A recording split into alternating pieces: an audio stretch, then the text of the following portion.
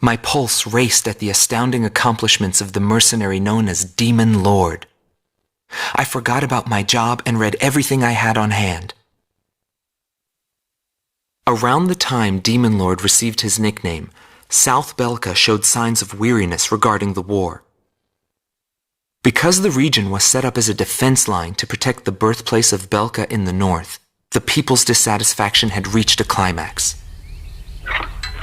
The cities declared themselves demilitarized and peacefully surrendered to the Allied forces. Unable to establish a defensive position, the Belkan army kept retreating to the north. The end of the war was fast approaching. I was given an opportunity to interview the former aces of the Belkan Air Force. Back then, they were the masters of the sky, and they had also known him. So I crossed the border to follow his trail.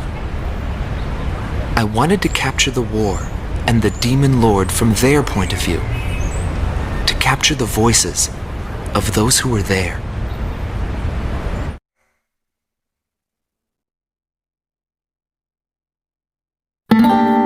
Rot Team Commander, former member of the Belkan Air Force, 2nd Air Division, 52nd Tactical Fighter Squadron, Detlef Fleischer, also known as the Red Swallow. With his skill and demeanor, he was practically a poster boy for the armed forces. Today, he is a professor of history at the University of Dinsmark.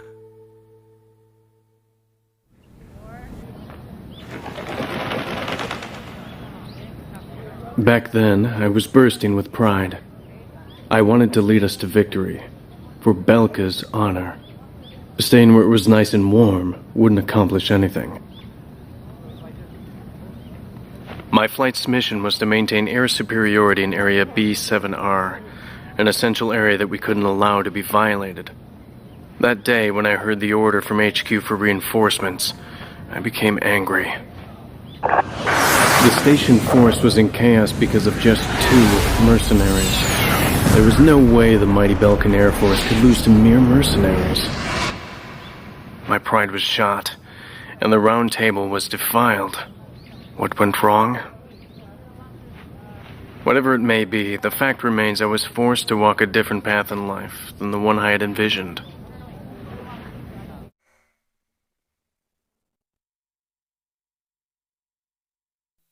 Indigo Team Commander, former member of the Belkan Air Force, 7th Air Division, 51st Tactical Fighter Squadron, Dmitri Heinrich, an ace whose precision and grace in flying earned him the title of Blue Heron. Today he has his hands full with the family business.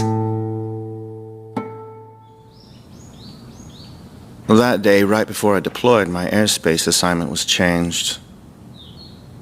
Initially, my squadron was assigned to the stable Eastern Front.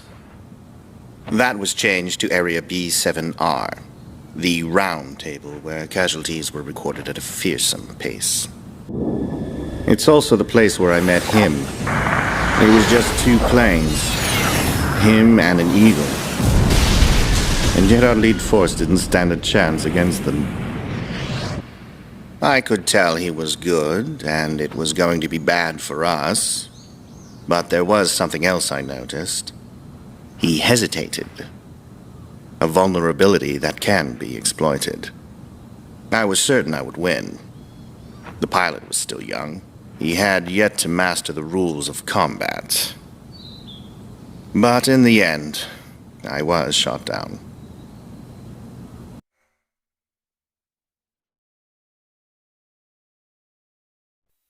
Bernard Schmidt, a man with the eyes of an owl. Groom Team Commander, former member of the Belkan Air Force, 10th Air Division, 8th Tactical Fighter Squadron. Fighting with distinguished service on the battlefield, he earned the title of Ace with his uncanny ability to adapt quickly to the flow of battle.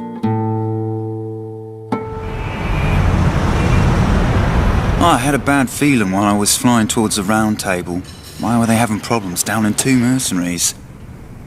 I figured it was just temporary chaos and it'd be over by the time I got there.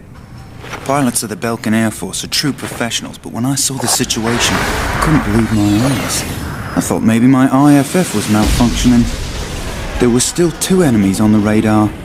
Everyone else in my squadron had the same reaction. This is really happening.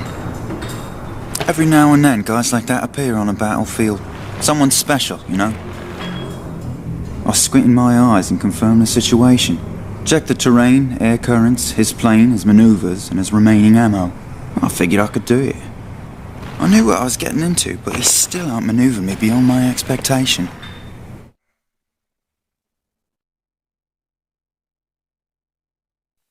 Gelb Teams Number 2, former member of the Belkan Air Force, 5th Air Division, 23rd Tactical Fighter Squadron, Rainer Altman. He flew the skies of directus during the capital's liberation, and he's still there to this day. I met him above this very sky. I can still hear the sound of the missile alerts from that day. I received an order to fly to directus on my way back from an intercept mission on the southern defense line. The order itself wasn't unusual. We kept being deployed from one mission to the next without receiving even the basic maintenance. But the situation was the same all around. We were late reaching the operational space. The station squadrons had already retreated, and warning bells were going off in the city. And the people were looking up to his plane, high above the sky. He pursued me relentlessly. As soon as I thought I'd shook him off, there he was again. The never-ending sound of the missile alerts put fear in my heart for the first time.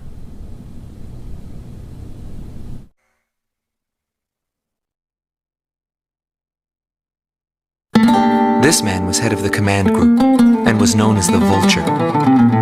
Schwartz team commander, Dominik Zubov, former member of the Belkan Air Force, 13th Night Fighter Air Division, 6th Tactical Fighter Squadron. He fled after the final battle in order to avoid prosecution for various war crimes. He is still on the run and being hunted as an escaped killer. Sorry about the accommodations. Goes with the business. I'm not active during the day. Back then I was a shadow assassin, an escapee killer. Given the order, I'd even shoot down my own comrades. I received an order to take down deserting craft on that day. It was a typical assignment. But something unexpected happened. My target was no new recruit, but a top ace of the Belkan Air Force. And he just had to go and run straight into the chaos at the round table. The man was sharp, just like the rumors. But that wasn't the problem. The problem was that the mercenary team of Solo Wing and him were there. Thanks to them, I lost my target. I figured the least I could do was take them down in return. Of course, that was where my luck ran out.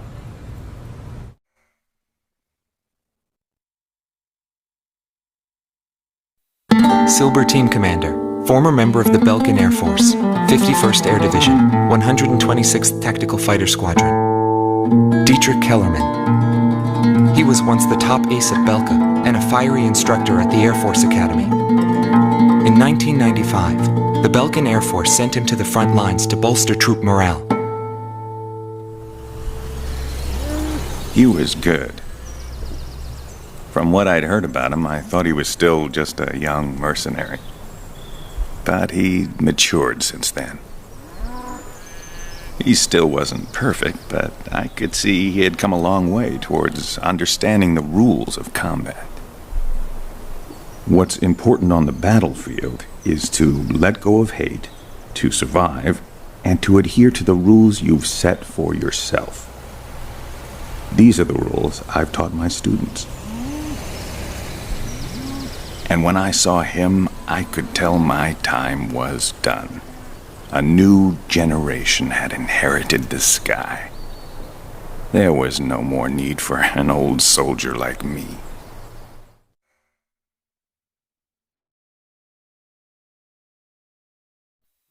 Me Team Commander, former member of the Belkan Air Force, 22nd Air Division, 4th Tactical Fighter Squadron. Eric Hillenbrand.